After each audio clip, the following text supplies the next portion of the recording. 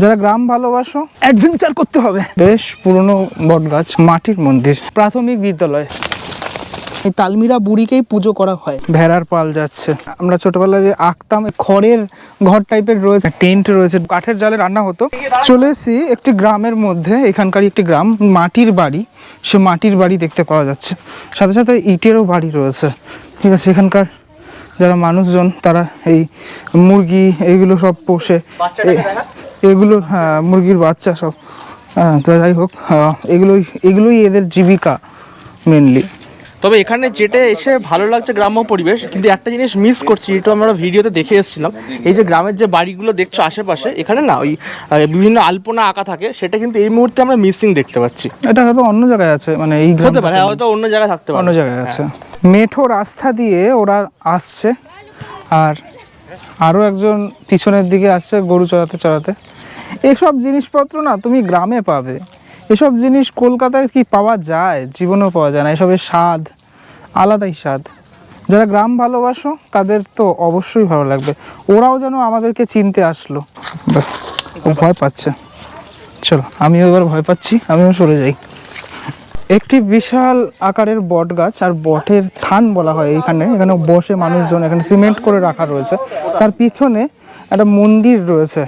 বেশ পুরনো বট গাছ, কেননা এই শিকড় টিকড়গুলো বেরিয়ে আছে, দেখলেই বোঝা যাচ্ছে আর কি। আর মন্দিরটা পুরোপুরি মাটির মন্দির, হ্যাঁ মাটির পুরো ব্যাপারটা। এখন তো বন্ধ রয়েছে মায়ের মন্দির, মা কালীর মন্দির। ভিতরে রেগুলার পুজো হয়, যদিও এখন দেখা যাচ্ছে না কিছু। এই যে বলির যে কাঠ, সেটাও কিন্তু অনেক পুরনো কাঠ। একটা পাখি ডাকছে, ঠিক আছে, ন্যাচারালটা আমি দেখানোর চেষ্টা করছি যে পাখিটা ডাকছে, জানি না তোমরা আওয়াজটা শুনতে পাচ্ছ নাকি।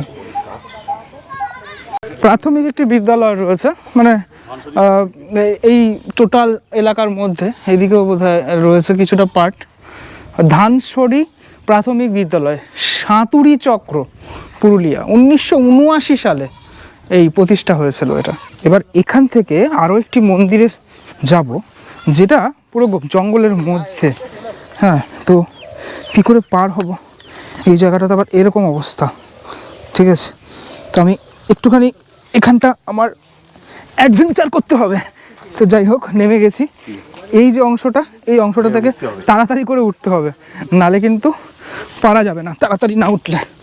দেখো ঘন জঙ্গল, ঘন জঙ্গলের মধ্যে এইরকম একটা পরিবেশ, এইরকম একটা পরিবেশের মধ্যে একটা মন্দির।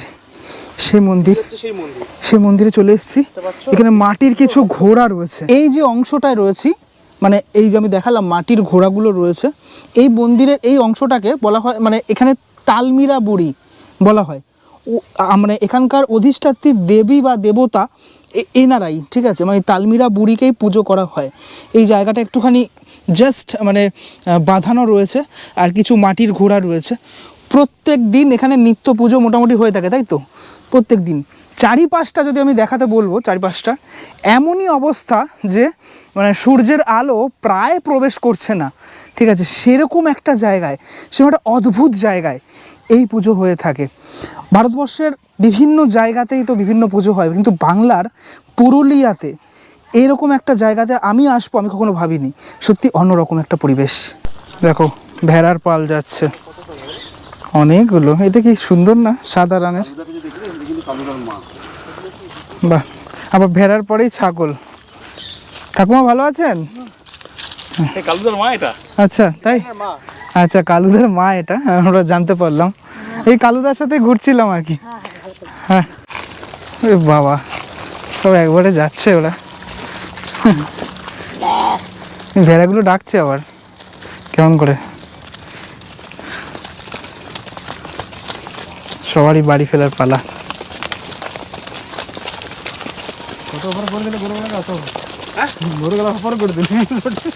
আমার চোখের সামনে, মানে আমি দেখে ভাবছি এটা সেই আমরা ছোটবেলায় যে আঁকতাম, একটু আগে রমেনদা বলছিল, সে আঁকিবুকি আঁকার যে ছবিটা, সেই ছবিটা যেন আমি একদম নিজের স্বচক্ষে দেখছি।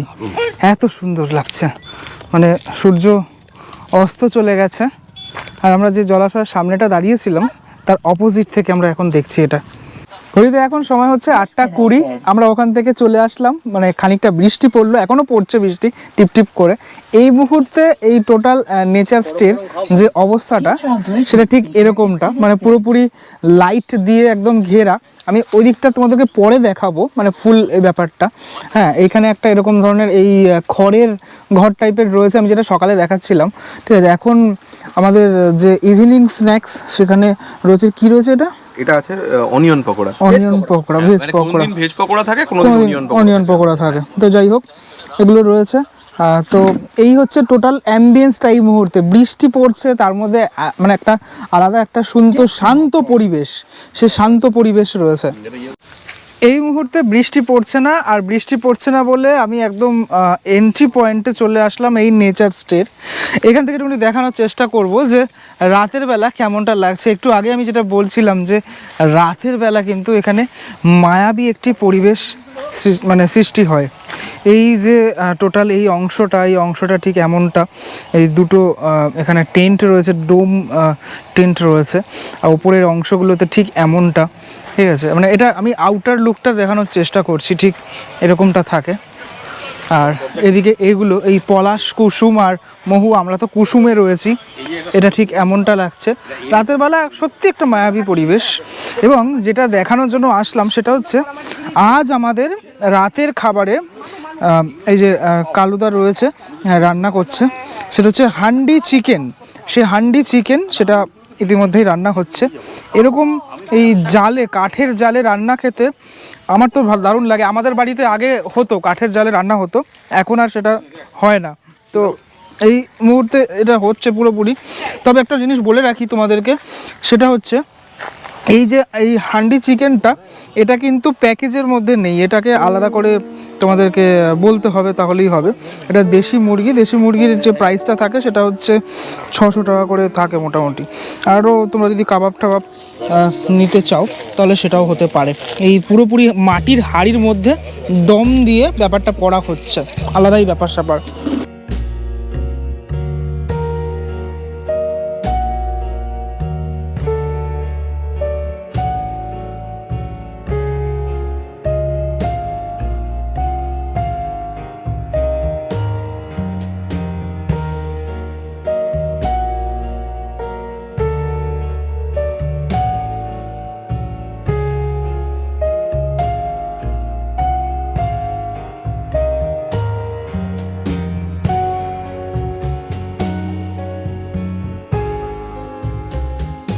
হাঁড়ির মধ্যে থেকে এখন চিকেনগুলোকে বের করা হচ্ছে। ঠিক আছে, ঠিক এরকমটা হয়েছে চিকেনগুলোর অবস্থা হাঁড়ির মধ্যে থেকে, মানে ঝোল কম, এরকমটা দারুণ লাগবে খেতে কিন্তু।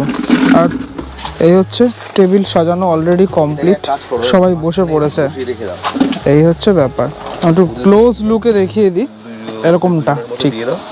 বাহ, গরম গরম চিকেনের যে গন্ধটা, সেটাই কিন্তু একদম এই যে টোটাল ব্যাপারটা, সেই ব্যাপারটাকে আলাদা করে একদম দিচ্ছে। ঠিক আছে, মানে এই যে মানে বাড়া হচ্ছে যে ব্যাপারগুলো, হ্যাঁ, মানে সবার পাতে তো একবারে বাড়া যায় না, আস্তে আস্তে আস্তে আস্তে ব্যাপারটা কমপ্লিট হচ্ছে। আচ্ছা, এটা কি রসুন, মানে পুরো গোটা রসুন, তাই তো? এটা খেতে কেমন হয়? এটা খুব সুন্দর, দুর্ধর্ষ একদম। যারা খেতে মানে খায় তাদের কাছে মানে আর কিছু বলার নেই। ঠিক আছে, এটা খেয়ে ট্রাই করবো।